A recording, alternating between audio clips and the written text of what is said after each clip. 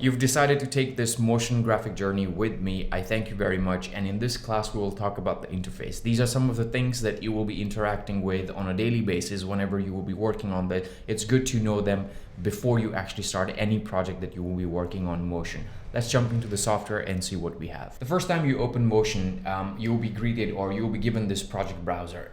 In this project browser, there are different kinds of projects that you can work on. You can see the list here, but since this is a basic class, you need to know the basics of this. In future, these things will make a lot more sense when you get your hands dirty with Motion. We're going to work with Motion project here, and over here you have some presets. The sort of video, the sort of dimensions, the sort of quality that you actually want from your video, you can choose those presets here. For the sake of this class, we are going to stick to 1080p. That is, most of the work that I do for clients come in 1080p, so that is what I'll be recommending here. But if you feel that you have the latest and greatest computers available for you, you can go for 4K Ultra, but let's just make it simple and go for 1080p. The next thing is frame rate. I always go for 24 frames depending on which, frame rate is another class in its own, but we are going to choose 24 frames per second. And the duration of my entire project, I have kept it to 30 seconds. I can always change it to 20 seconds if I want, or maybe you want to keep it at 30. I like to keep it 30. I like to give myself more time than what is required. You can also choose other aspects for this project, how you actually want to time this or what sort of length you want. You can choose frames and seconds, but I'm going to choose time code, and I want you to choose time code as well in this one. Let's open Motion and see what we have. When you open Motion, there are a lot of windows, and they can be very overwhelming, but we're going to go through them one by one and see what we have. Everything that you actually see here is, you can either call it a window or a pane. On Apple softwares, it's called pane. So we've got the library pane or library window. You can call it anything. Either of these is good, actually. We will not argue on that. We've got a library pane. Now, Motion comes with inbuilt presets and presets and a lot of different things that you can work on. For example, you've got generators that you can actually put on your on your projects. You've got shapes, so you don't need to draw them. And then you've got particle emitters. I would highly recommend, I encourage you to actually go through this after you finish this class. Go through all these inbuilt library that comes with Motion, and try to understand what exactly, because when you are working on a project, the creativity, you are in the flow, and when you know that where you can get all these things, it'll be very easy for you to actually make that Oscar-winning project that you always wanted to. There are also some 3D objects that you can look at. For example, there's a 2B pencil. You can see that there's a 2B pencil. There's a book that you can actually work on. These are 3D objects, three-dimensional, so you can actually move them in the space and do really crazy and cool things with it. The next thing we have is Inspector. Now, Inspector is a place where you can make changes to your objects. The scale, the position of that object, you will be able to actually use this window. Right now, we do not have anything that we are working on. We will not be able to show you this, but let me just give you an example here. Just beside the Inspector pane that you see, we've got the project pane. All the items that you'll be working on will appear in this one area.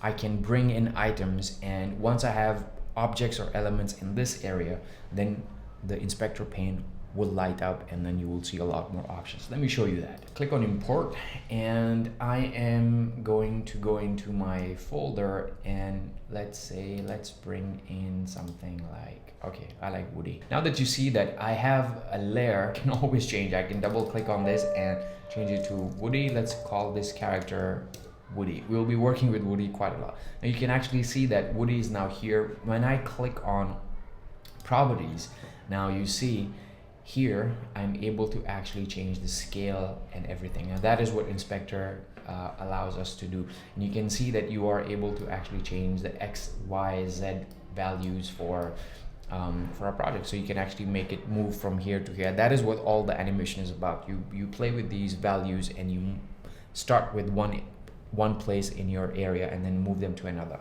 Let me just bring another one to make more sense.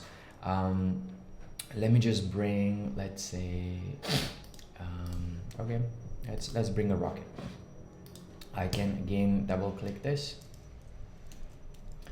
Let's call it a rocket. And I can see that these are being put under one group. Now groups are important in your project pane because right now I know that both these items are images, so I can actually double click on it and rename this to, let's say, images. So I know that my group consists of images. Now this group has all the images that I'm going to be working on this project. So I've got this rocket I can actually move. Let me just click on this rocket and let's just move it here and see. So I've got two items that are here. If I can put them on top of each other, you can see the rocket is on top of Woody in our project pane, in our layers, which means rocket will appear every time rocket appears, it will be on top of Woody. I can actually change this by moving Woody above rocket. Now you can see it has changed. So this is how you can manipulate this environment. This is just the beginning. There will be a lot more things that you will be doing, and you will absolutely love it. The other thing that we have is our preview area, or the canvas.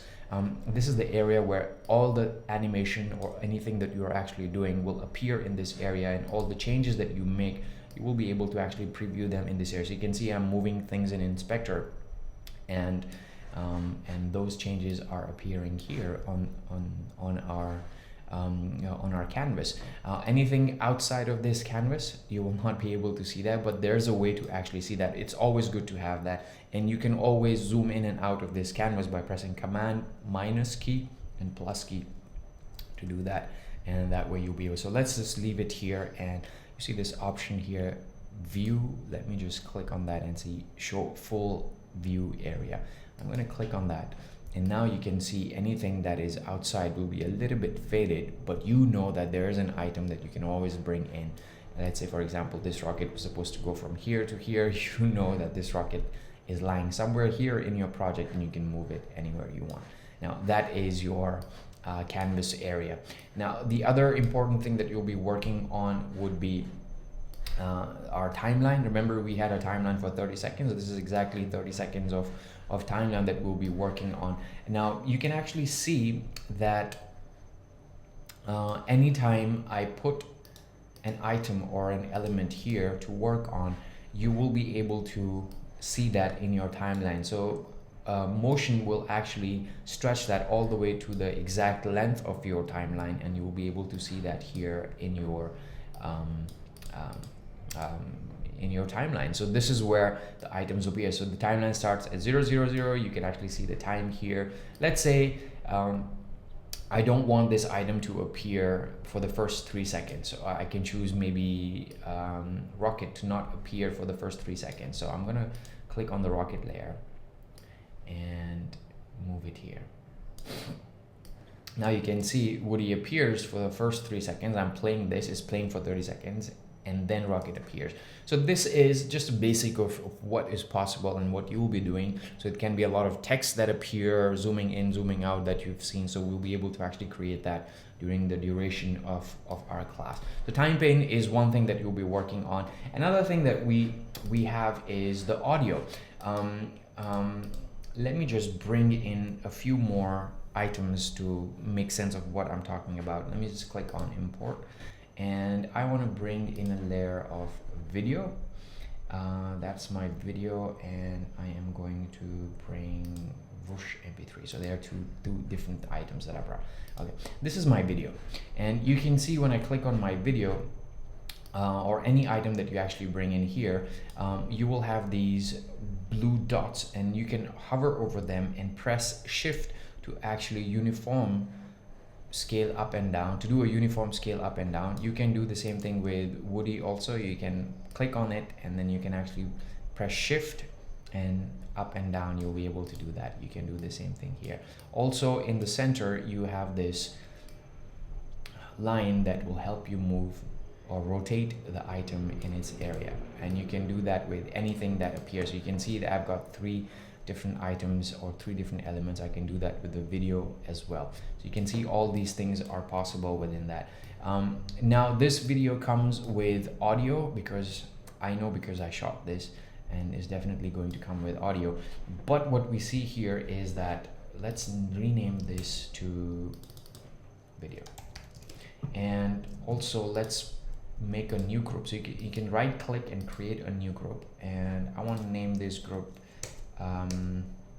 video. So you can see that I have now two groups. I have an image group and I have a video group, right?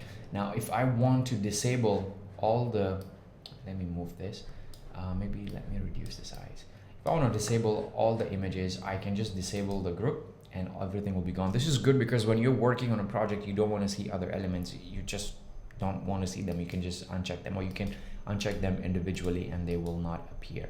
For the sake of this example, I just want to work on the video and I want to show you something that this video had. This video comes with audio, but here you can actually see that there's only images that will appear on your timeline. There is this option here, the button, which is like a volume button, show and hide audio timeline. When I click on it, I will be able to actually see the audio for this item. I can click on this, but the audio will not appear in your project layers pane. The audio will appear in the audio pane. So I can click on this and I can increase or decrease the volume of it. Remember, I brought in whoosh sound as well.